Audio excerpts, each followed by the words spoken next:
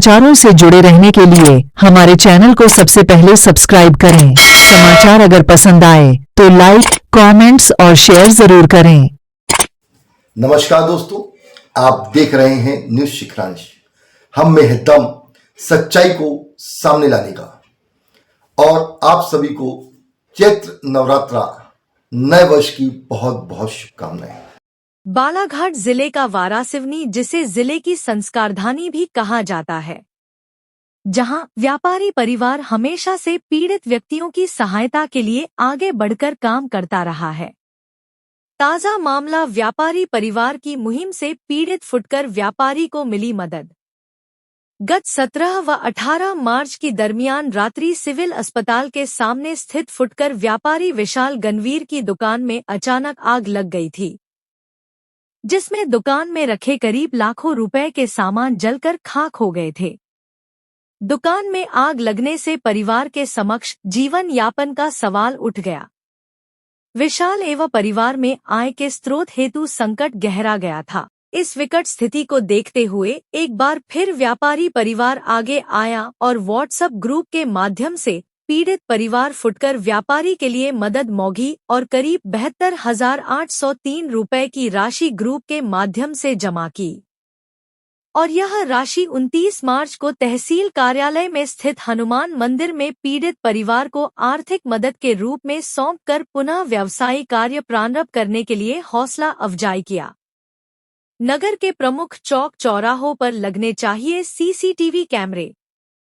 व्यापारी परिवार के सदस्य कैलाश दुल्हानी ने कहा कि कुछ दिन पूर्व विशाल गनवीर की दुकान पूरी जलकर खाक हो गई थी। या तो किसी असामाजिक तत्वों द्वारा इस घटना को अंजाम दिया गया होगा या फिर अन्य कारण भी हो सकता है, जिसे देखते हुए व्यापारी परिवार ग्रुप के माध्यम से सहयोग हेतु मुहिम चलाई गई, जिसमें अन्य ग्रुप सहित अन्य जिलों से यह राशि प्राप्त हुई थी। हमारी यह भी मांग है कि ऐसी घटना को रोकने हेतु चौक चौराहों में सीसीटीवी कैमरे होने चाहिए, जिससे इस तरह की किसी भी घटना को रोकने में मदद मिल सके।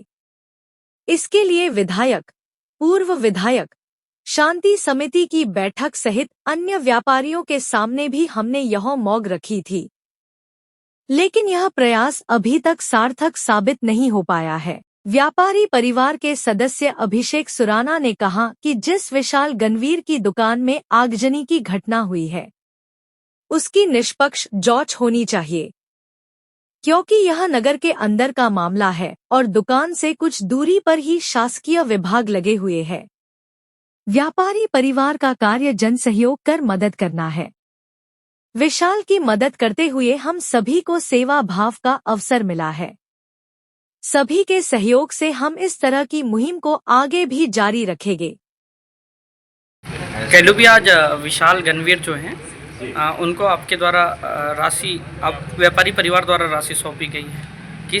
किस कारण से सौंपी गई है राशि? ये व्यापारी हैं, छोटे से व्यापारी हैं, कपड़ा लगा के और ठेले पे व्यापार करते हैं, अपना फुटपाथ पर अपनी दुकान लगाते हैं। कुछ दिनों पहले इनकी दुकान किसी शरारती तत्वों द्वारा जला दी गई, ऐसा जानकारी आया, क्योंकि वहाँ पे शॉर्ट सर्किट वगैरह ऐसी कुछ संभावना तो है नहीं। तो स्वाभाविक है कि किसी न किसी असामाजिक तत्वों ने इनकी दुकान में अंगा लगा दिए, ऐसे कुछ घटनाक्रम हुआ है। तो कुल मिला के इनका नुकसान हुआ। काफ़ी कपड़े थे इनके दुकान, हम भी देखते हैं कि दुकान लगाते हैं फुटपाथ पर अपनी और अपना ये जीवन यापन करते हैं। कितने रुपए राशि सौंपी गई है आज? आज हमारे सभी व्यापारी परिवार के द्वारा हमारे व्हाट्सएप ग्रुप रायता में और रायता व्हाट्सएप ग्रुप के अलावा बाकी और बहुत सारे ग्रुपों में डाला गया था, व्यापारी परिवार व्हाट्सएप ग्रुप में। और उसके हमने व्यापारियों से और बाकी लोगों से मदद मांगी थी कि ऐसा ऐसा है, उसमें आप मदद कीजिए। और ये मदद हम बहुत पहले से मांगते रहे हैं। बहुत सारे लोगों का हमने इलाज कराया है, बहुत सारे लोगों की मदद किए हैं। तो उसमें हमने ये डाला था और उसमें लगभग वहाँ पर 73,000 रुपये की राशि अभी हमारे पास आई है। वो हमने आज 72,803 रुपये इन्हें सौंपे। ऐसी घटना घटना जो हो रही है, क्या लगता है कि वारासिवनी में सीसीटीवी कैमरे जैसी मांग होनी चाहिए? देखिए, सीसीटीवी कैमरे के लिए हम प्रशासन से बहुत बार मांग कर चुके हैं। पूर्व विधायक जी से भी मांग किए थे, वर्तमान विधायक जी से भी मांग किए हैं, सांसद महोदय जी से भी मांग किए हैं। बीच में शांति समिति की बैठक थी, तो वहाँ पे भी पत्रकार महोदयों ने जो वारासिवनी के सबने मांग उठाए थे, तो और उसमें मैंने अपनी तरफ से भी घोषणा किया था कि मैं राशि उसमें करूँगा। हमारे बहुत सारे व्यापारी भी उसमें अपनी तरफ से राशि देने तैयार हैं। पीआई साहब ने भी कहा था कि वो उसमें अपनी राशि देंगे। तो यदि सरकार की तरफ से नहीं होता तो आम जन के सहयोग से अपन जो है उसको जन भागीदारी के माध्यम से भी सीसीटीवी लगा सकते हैं। व्यापारी ग्रुप क्या सोचता है इस पूरे मामले में, कैसे लोगों की मदद तक पहुंचता है व्यापारी ग्रुप? देखिए, व्यापारी परिवार कोरोना काल के पहले से हम लोग मदद करते आ रहे हैं और विभिन्न लोगों का हमने इलाज कराने के लिए जो आर्थिक सहायता जितनी हमसे हो सकती है, सबसे पहले तो हम ये खुद नहीं करते, हमारे जो दानदाता हैं विभिन्न क्षेत्रों के, धर्म के, राजनीति से जुड़े हुए लोग, हम व्हाट्सएप ग्रुप में डालते हैं। बालाघाट के भी हमारे बहुत सारे व्यापारी हैं, भोपाल के हैं, बाहर के, यहाँ बल्कि वाराणसी के जो लोग विदेशों में रहते हैं वे भी हमें सहयोग राशि देते हैं। तो ये एक जो सोशल मीडिया का सदुपयोग है वो हम करके लोगों से सहयोग लेते हैं और लोगों की मदद करते हैं। ऐसी घटना के पीछे अगर कोई बड़े असामाजिक तत्व अगर इन्वॉल्व होते हैं तो क्या मांगी रहती है आप? देखिए, शासन को चाहिए कि इनकी दुकान की जो है वो जांच करे कि भाई किस प्रकार से ये घटना घटित हुई हैं, ऐसे कौन से असामाजिक तत्व हैं। क्योंकि हम देखते हैं कि रात 10 बजे के बाद में लोग दारू पी के, शराब पी के और दुनिया भर का नशा करके सड़कों पर घूमते रहते हैं, गाली गलौज करते हैं, बाइकें दौड़ाते हैं। तो प्रशासन को लगाम लगाना चाहिए। सीसीटीवी लग जाएगा तो बहुत कुछ अंकुश लग जाएगा इसके ऊपर। और प्रशासन को भी मेरी मांग है विधायक जी से और पूर्व विधायक जी से, क्योंकि उनकी पूर्व विधायक जी की सरकार है भाजपा की, तो वे भी कुछ सरकार से इन्हें सहयोग राशि दिलाएं। और वर्तमान विधायक जी अपनी जन भागीदारी की सहयोग राशि जो रहती है और तहसीलदार महोदय, एचएम महोदय के माध्यम से सरकार की जो राशि जो होती है वो इन्हें जो सहयोग राशि दे सकते हैं, इन्हें सहयोग प्रदान करें। पहली बात तो इनकी जो दुकान चली है इसकी जांच होना बहुत आवश्यक है। यहाँ से एसडीएम कार्यालय बिल्कुल सामने है, थाना बिल्कुल बाजू में है, एसडीएम का घर बिल्कुल पीछे है। उसके बाद भी इतनी बड़ी आगजनी की घटना हो जाती है और अभी तक के आरोपी नहीं पकड़ाते, ये भी एक सोचने का विषय है। दूसरी बात, व्यापारी परिवार का काम सहयोग करना, इसमें नाम का किसी का कोई रोल नहीं है। इसलिए जो भी है, जैसी भी है, इनकी किस्मत है, इनका सहयोग जब लिखा था किस्मत में तो व्यापारियों द्वारा इनका सहयोग हो गया। भी ये सोच कहाँ से बनी व्यापारियों के बीच में कि आम जनमानस तक ऐसे कार्य को किया जाए और उन तक पहुंचकर मदद किया जाए उनकी?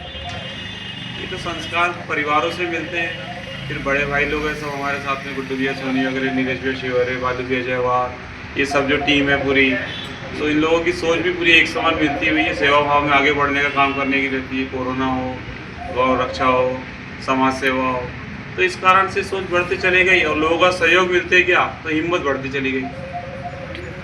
क्या नाम भी आपका? विशाल गणवीर जी, आज आपको राशि सौंपी गई है, किस कारण से सौंपी गई है? मेरी अभी सोमवार के दिन 17 तारीख को दुकान जलाई गई थी रात में 12:30 के बीच में, तो इसी की किस चीज़ की दुकान थी आपकी? मेरी कपड़ा दुकान है। अच्छा, तो आपने मदद मांगा था किसी से? जी, व्यापारी से। कितने रुपए आज आपको मिले? 78,803। कैसा महसूस कर रहे हैं, इससे व्यापार आपका आगे बढ़ेगा? हाँ, इससे थोड़ा तो अभी हमें व्यापार बढ़ ही जाएगा।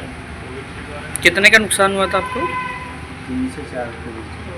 अच्छा, अभी जो राहत राशि मिली है, क्या मानते, कैसा लग रहा है आपको? अभी थोड़ा सा उत्साह तो हो रहा है क्योंकि कम से कम दुकान तो चालू हो जाएगी। इससे मेरा परिवार जो अभी परेशानी से जूझ रहा है तो उससे थोड़ा सा निजात मिल जाएगी। कितने लोग हैं परिवार में आपके? 4 बेटियाँ हैं, 2 माँ बाप हैं और हम 2 पति हैं। अच्छा, आपके ही भरोसे थे सब? सब ये बताइए, ये जो दुकान जली थी, क्या किसी के द्वारा घटना को अंजाम दिया गया था या फिर शॉर्ट सर्किट या कोई अन्य वजह थी? वहाँ शॉर्ट सर्किट वाला कुछ ऐसा है नहीं जिससे कि बोला जा पाए, उसके बारे में अभी पता नहीं चला कैसे आ गया।